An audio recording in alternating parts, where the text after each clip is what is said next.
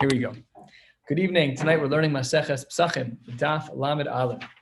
Tonight we're going to be extending our discussions about Isser Hana to add in a secondary factor. And we're going to be starting on the bottom of Lamed Amud Beis, and we'll spend the whole evening discussing this one sugya until we get to the Mishnah on the bottom. We'll do that also, that small Mishnah Gemara, and we'll stop 5 lines from the bottom of Lamed Aleph Amud Beis. Let's get started. Lamed Amud Beis at the Mishnah, 5 lines from the bottom. Nachri, a non-Jew, shehilves Yisrael al chametzo.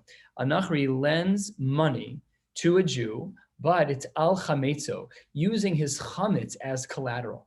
Okay, so I'm going to borrow $100 from a goy, but I'm doing it with, as collateral, my chametz. Okay, so then achar haPesach, what's the status with that chametz?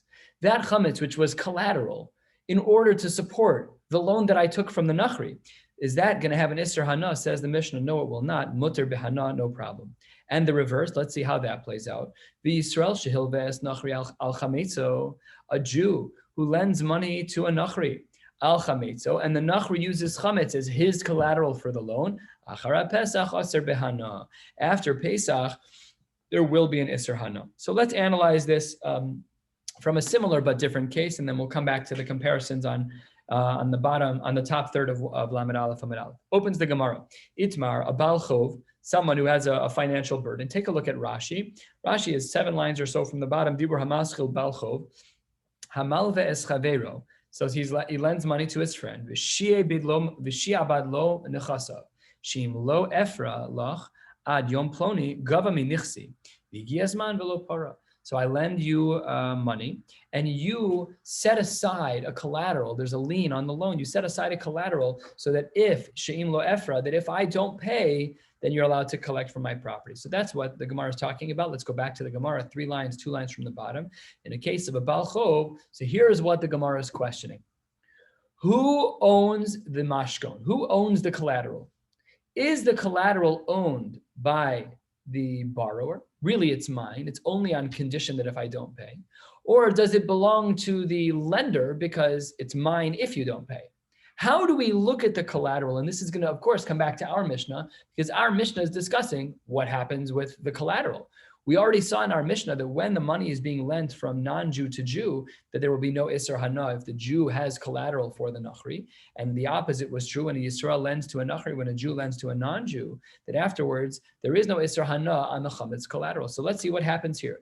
In regards to a Baal Chov, if there is a person who owes money, what happens with the collateral? Who gets possession of the collateral and when? Says the Gemara, Amar Abaye lemafreya hu gova, the lender gets it retroactively. So if I lend you $1,000 with collateral, your collateral item is really mine from moment 1.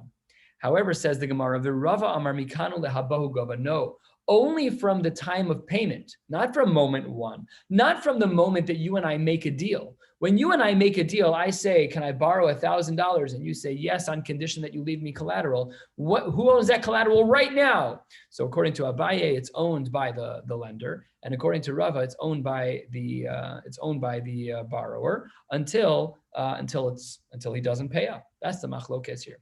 Now we're going to give some parameters to this machlokes as to when there is an ownership of the collateral that's supporting a loan. Says the Gemara, Kol hecha de'aktish love v'zavin love. When the borrower is makdish that, let's say that I have a watch an expensive Rolex, and that's the watch that I'm using to be a collateral for the loan. I want to borrow $1,000. You say, yes, Phil, I'll lend you $1,000, but you got to pony up your Rolex. It's going to be the collateral. Now, if I, as the borrower, say, thank you for the $1,000, and then I take the Rolex and I say to the Beis HaMikdash, I want to dedicate this to you, or v'zavin love, or I sell it. So then, kuli alma lo pligi, everyone agrees that that's not allowed. I'm the borrower. I'm the one who put that on collateral so that I could get the loan from you. Everyone agrees that's not allowed. And if I did that and then I didn't pay, then the love, the lender, the malve, the lender would then be able to collect it. That I could go into the pawn shop and just take it, no problem. Or if it's the Beis HaMikdash, turning to the top of Lamed Aleph, and I could extract it from the Beis HaMikdash, because the love, the borrower had definitely had no rights to use the collateral that he put up to get the loan that collateral is no longer mine. Everyone agrees to that, that's for sure. And the Gemara just adds that there's a Mishnah that supports that one is allowed to remove even something from hektish that the love incorrectly was makdish because the collateral was not his to give to the mikdash. What does the Mishnah write? It's not mosif od dinar upodes hanachasim ha'elu. We do require him to give a dinar, just a little bit of a coin. The reason we do that is because, as Rashi highlights, we don't want people to say that you don't need to be podeh. People could just look at the scenario, looks bad. People would say the scenario looks bad, just drop a dime, drop a quarter in the pushka, and then you can take it. That's a din derabbanan. But midoraisa, you can technically just take that because the loveh, who took the mashkon, who took the collateral without the knowledge of the malveh, and he was makdish it to the Beis HaMikdash, he has no right to do that. Everyone agrees, Abai and Rabbah both agree that the loveh, if the borrower took the collateral that he put up in order to get the loan, everyone agrees that that's unacceptable. Ki pligi lamed aleph amid aleph. Second line, ki pligi. When do Abaye and Rabbah have their machlokes?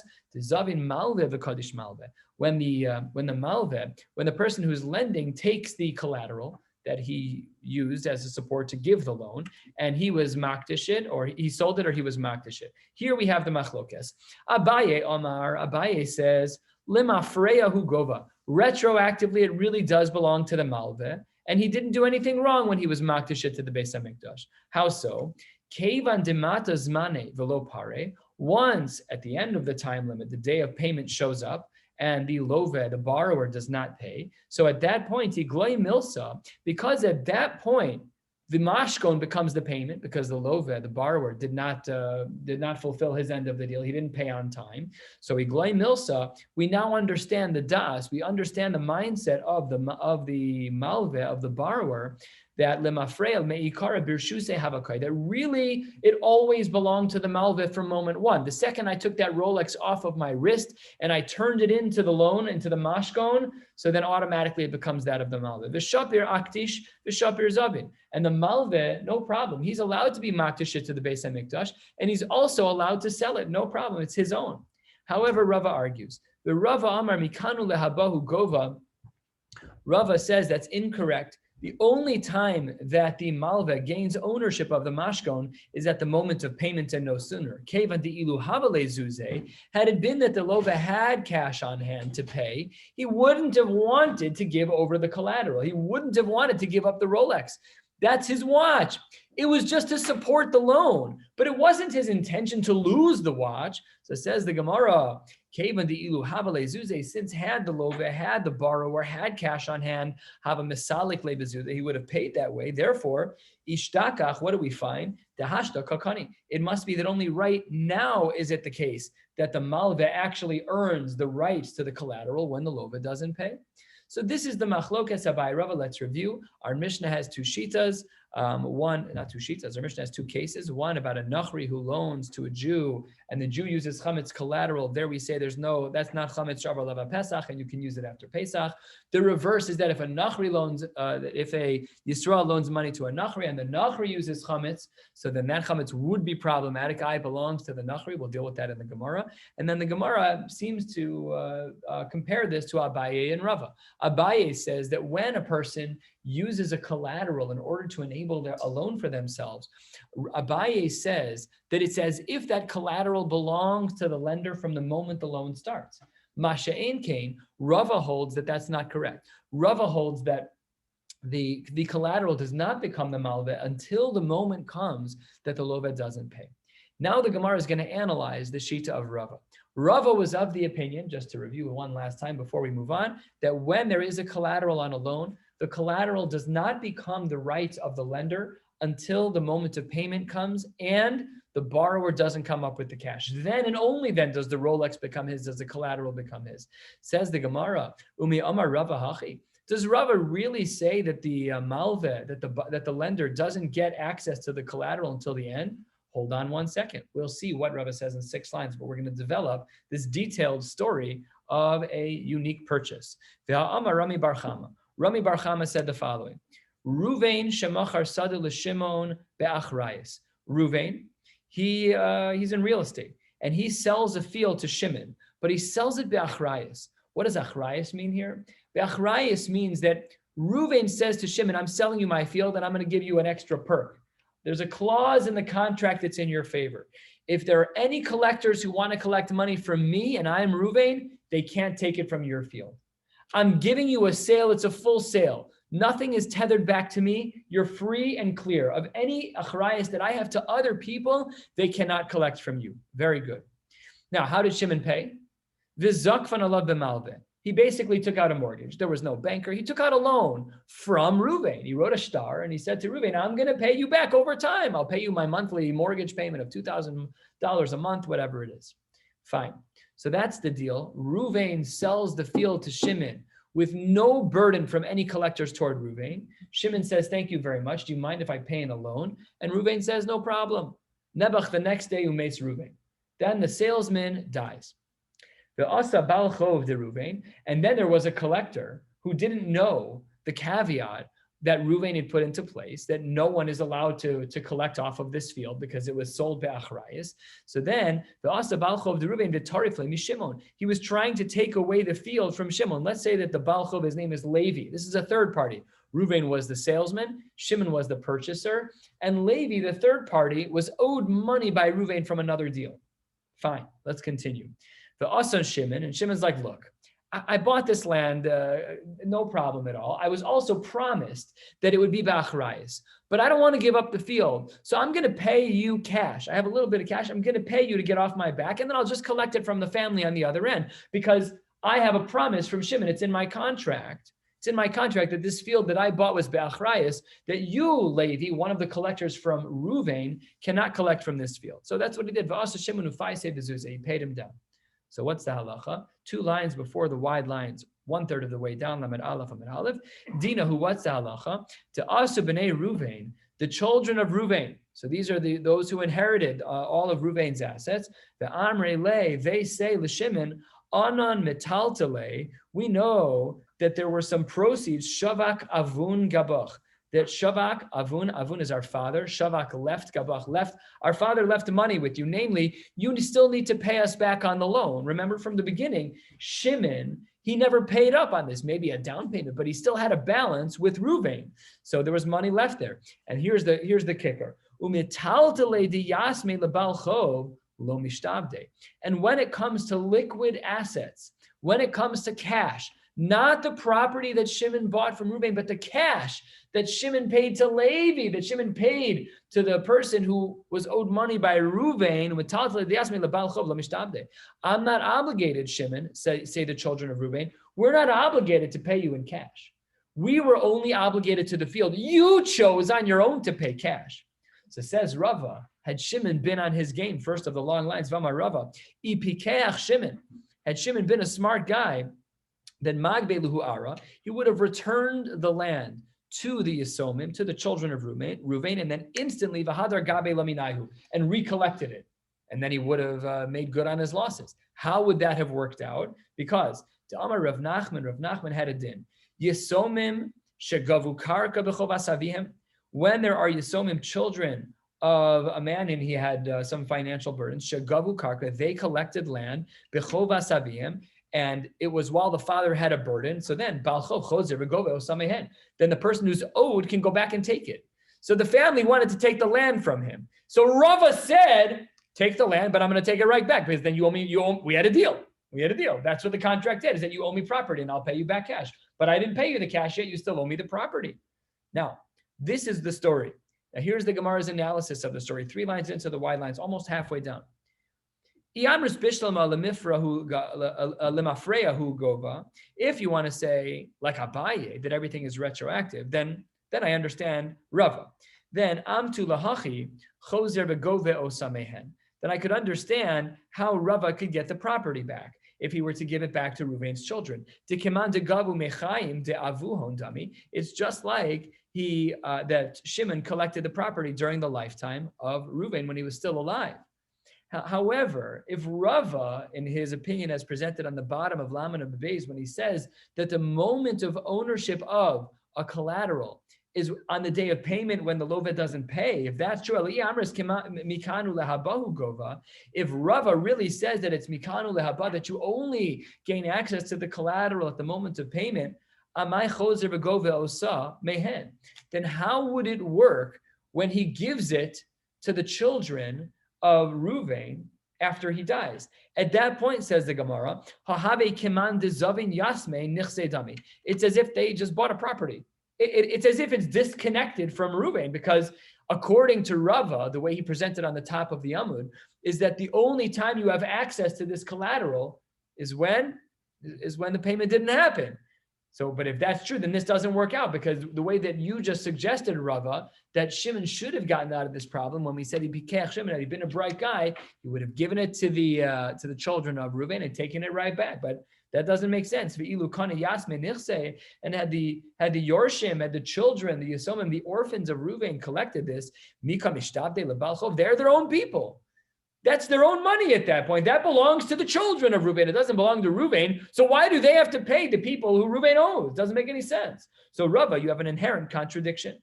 On the top of the page, you said that the only time collateral is owned by the Malveh is from the moment when the payment should have taken place and when the Lova defaulted. However, here you seem to say that that's not true. Here you seem to rely on the principle that it's retroactive and not mikanu lehaba.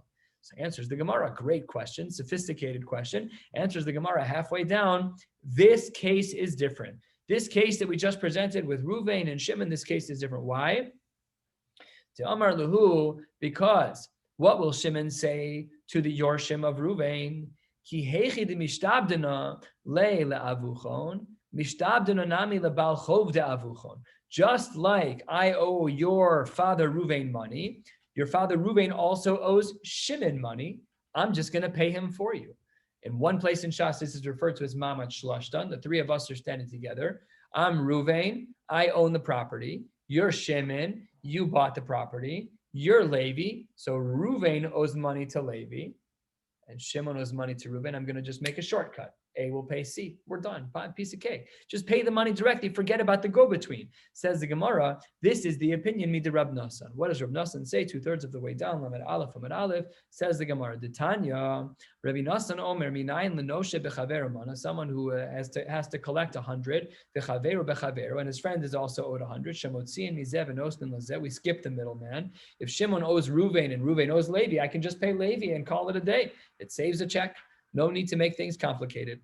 Talmud Lomar, how do we know that that works? And therefore, how do we know that Rava has support in this case to say that it appears retroactive? It's not that it's actually retroactive. It's that we're relying on a secondary din that allowed him to pay Levi directly. Shimon was allowed in this case to pay Levi directly. And that's why Rava said his opinion that didn't match the one on the top of the page. Because of what? Says the Gemara, because of a pasuk. Talmud Lomar v'nasan la'asher ashamlo. Beautiful. So we had a contradiction in Rava. We didn't understand his opinion. Now we understand. It makes perfect sense. We got it. We understand. So says the Gemara, 2/3 of the way down, we need to ask another question. Tnan, we learned in our Mishnah the following. A non-Jew lends money to a Jew, and a Jew takes collateral of chametz to support the payment, to support the loan. So Achar Pesach, we said in our Mishnah, mutar behana. So it asks the Gemara a beautiful question. If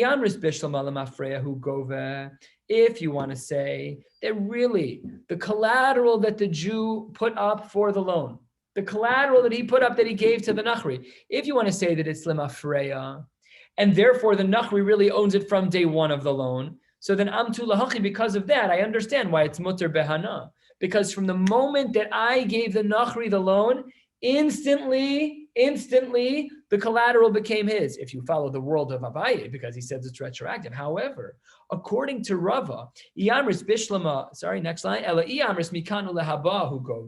if you say, like Rava said, that really the only time the Malveh, the lender, owns the collateral is when the Loveh defaults and doesn't pay on time. So then what that means is that after Pesach, the Jew doesn't make his payment, only then does the Goy get ownership of the collateral. But then what that means is that the Jew owned the chametz on Pesach. Why would it be mutar behana? Says the Gemara, if the Malveh, in this case the Nachri, only gains ownership of the collateral at the end of the process, then amai mutar behana. It shouldn't be mutar behana. Birshusa the Yisrael have a koy. Then throughout Pesach, the Yid was the owner. That's chametz shavar leva Pesach. Why does the Mishnah say that it's mutar behana? Let's ask the question the right way. How could Rava say that the only time that the Nachri gains ownership of the collateral is at the end of the process? If that's true, then the Jew had the ownership of the collateral, which was chametz over Pesach. How could the Mishnah say it's mutter ba'ana? How could Rava have his opinion? Beautiful. Says the Gemara. How do we answer this question? The Gemara says, Kishehirhinu etzlo. This is true when the chametz was in the possession of the nachri, and that's considered to be sufficient as it relates to the ownership of the collateral. Because the Jew took the chametz, which was the collateral for the loan, and he left it in the home of the nachri, says the Gemara, in the name of Rava, Dayenu. Even though Rava holds that really the ownership of the collateral doesn't transpire, that doesn't take effect until Mikanu Lehaba, until the day that the Jew doesn't pay back the loan, Afal Pikein, that's not considered ownership as it relates to Isser Hana, because Kishehirhinu, it was in the property of the Nachri the whole time. Lema Kitanoi, 6 lines from the bottom. Maybe this machlokes that we're having between Abaye and Rava, maybe it has its roots in the Tanaim. Let's see. This would be beautiful. If you have a machlokes Abaye and Rava, really it's rooted in the Tanaim. That would be a wonderful thing. Let's see what the Gemara thinks would be a reasonable comparison. Lema Kitanoi. Maybe we should say the machlokes Abaye and Rava about when collateral takes ownership with the lender. Maybe that is true in the following case. Yisrael shehilvel nachri al chametzo. If there is a Jew who lends money to a nachri and the collateral is chametz of the nachri, so la'achar Pesach eino over. After Pesach, there is no violation. And Mishum Rabbi Meir Amru, this is the machlokes. The Tanna Kama says eino over in such a case. But according to Rabbi Meir, he says over, you do violate something. Now, this is, of course, different than our Mishnah. Our Mishnah did not present a machlokes in this case. So, as you can see, there's a distortion in the shitas of the Tanaim. Not a distortion, there's just different shitas in the Tanaim. So, says the Gemara, maybe we should say that Abaye and Rava are really arguing here. If that's the case, says the Gemara, wouldn't we say that the Tanna Kama and Rav Meir in this new brisa that we just learned, wouldn't we say that their machlokes is as follows, 4 lines from the bottom, according to one opinion, it's retroactive. And because it's retroactive, that's the time when the Nachri, when the Yisrael was Koneh. And because the Israel was Kona, that of the Nachri, so then that's problematic. That's when we say over. Umar Savar Mikanu Lahabahu Gova, and the other Shita holds the other way. Maybe this is the machlokes. Abaye and Rava is really the machlokes of the Tanna Kama and Rav Meir. Says the Gemara, can't be. Vitizbara, and do you think that makes any sense from the word svara, savar? Do you think that there's any logic there? Ema Seifa, I will say from the end, I'm going to quote to you from the end of the brisa. Now, your understanding of the machlokes of the Tanna Kama and Rav Meir doesn't make sense if you look at the Seifa. What does the Seifa say? Says the Gemara. Aval, however, Nachri shehilve Yisrael al chametzo. If you have the reverse, if you have a non-Jew who lends money to a Yisrael, and the Yisrael gives chametz as the collateral, so then the Achara Pesach Divrei Hakol over. Everyone agrees that it's going to be a violation. So says the Gemara, that doesn't make any sense. If the machlokes and the ratio between the Tanna Kama and Rav Meir is about whether or not, when we say that the collateral was koneb by the malveh, if the machlokes between Rav Meir and the Tanna Kama in the ratio is about when we say that the lender actually was koneb, when he actually acquired the collateral, then in the Seifa, the shitas should just be flipped, just like they were in our Mishnah.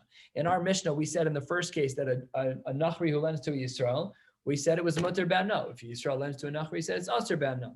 But here, we don't see that. So it says the Gemara, 2 lines from that, we should not have seen that. What we should have seen is that in the Reisha, Laman Da'amar Hasam Eino Over, Hacha Over, we should have reversed the Shitas from the Reisha to the Seifa, just like we did in our Mishnah. We should have done the same thing by the Brisa of Rav Meir and the Tanna Kama. And Laman Da'amar Hasam Over, Hacha Eino Over, the Shita should have reversed in the Seifa, but they didn't do that. So therefore, by definition, Rav Meir and the Tanna Kama cannot be arguing about Abaye and Rava, because if they were, then the Seifa of that Brisa would have been very, very different. It would have reflected the reverse shitas of the Reisha. So says the Gemara, now we've turned to the top of Lamed Aleph from the base, says the Gemara, Elahacha b'mayos kinan.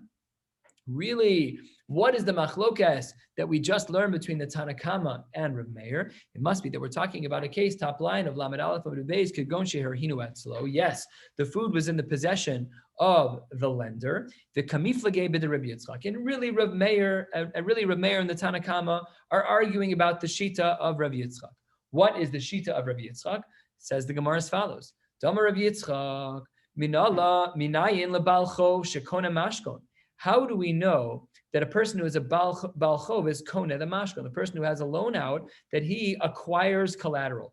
So says the Gemara, we know from a pasuk, Shenema ulucha tihiyat tzedakah. You will be the one who's considered to have done tzedakah, the one who returns it, the one who returns the collateral when you do what's right by you. So says the Gemara, Imeno kona mashkon, if there was no kinyan in the mashkon, if you never acquired the collateral, so then tzedakah minayin. Why are we using the word of like you did right? What do you mean you did right? If you never acquired it, you didn't do anything. What does it mean you did right? So says the Gemara, Mikan lebalchov shekona mashkon. This is how we know that a person who has a loan out, he actually does in fact earn the rights to and have a possession of the mashkon, of the collateral. So what's the machlokas if this is the precedent? So says the Gemara as follows.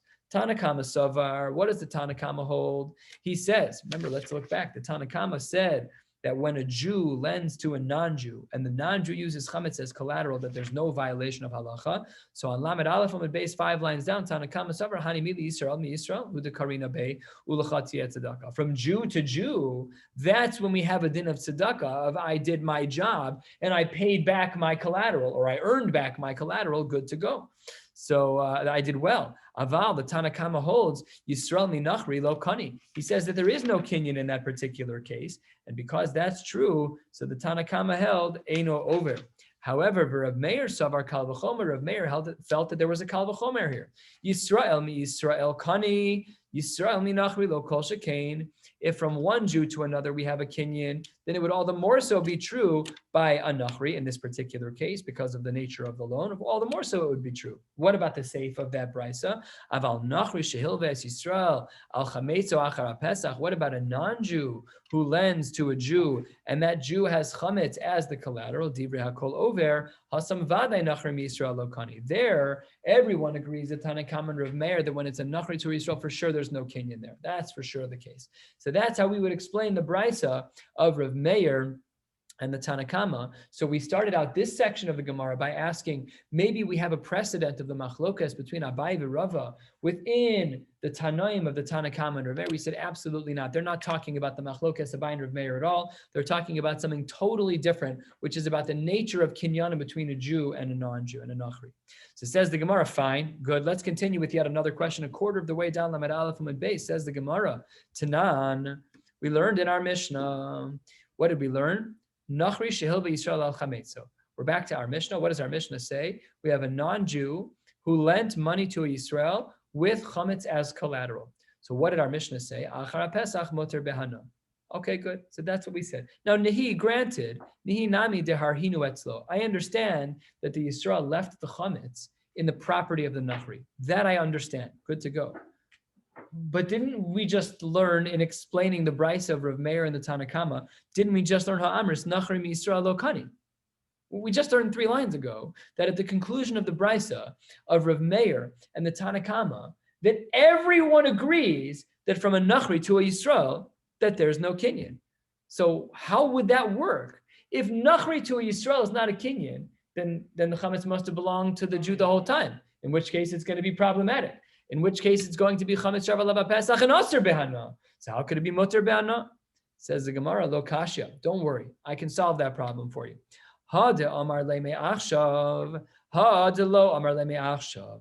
When in our Mishnah, when we said it was muter behana, that was when we specified, when the Jew and the Nachri and the Seifa and the Reish of our Mishnah, where they specified from right now you own it. No halachic assumptions, I'm being explicit. I'm telling you from right now it's yours, and therefore it's muter behana after Pesach. But in this brisa that we just saw from the Tanakam and Rav Meir, where we concluded that divrei akol, everyone agrees that there's no kinyan between the yid and between the nachri, that's a halachic assumption without the intervention of me'achshav, where we otherwise explicitly stipulate the ownership of that collateral. And that's hadelo amar le me'achshav. Says the Gemara, mirat timra, deshani le. How do we know to make such a distinction? Vein hecha da amar me'achshav, vein hecha da lo amar me'achshav. How do you know to make such a distinction? If the brisa of Rav Meir and the Tanakama is so clear and explicit that we don't have a kinyan between the Nachri and the Jew in regards to the collateral, so how does you adding in you've explicated that I want you to be the owner now? Who says that works? What's the precedent for that? So answers the Gemara, Tanya. We have a brisa 1/3 of the way down, Lamed Aleph Amud Beis, Tanya.